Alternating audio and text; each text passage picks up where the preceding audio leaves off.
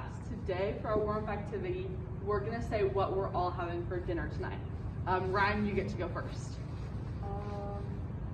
¿Qué vas a comer? Good. Yo voy a comer pollo. Good, Mara. Are you trying to say chicken? Because it's pollo. Tú eres estúpida.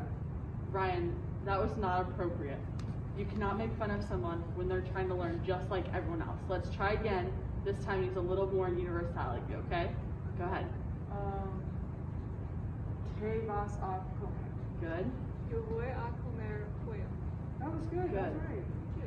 Nice job. This time, Ryan used her universality. Universality is the act of being True and appropriate. For all situations.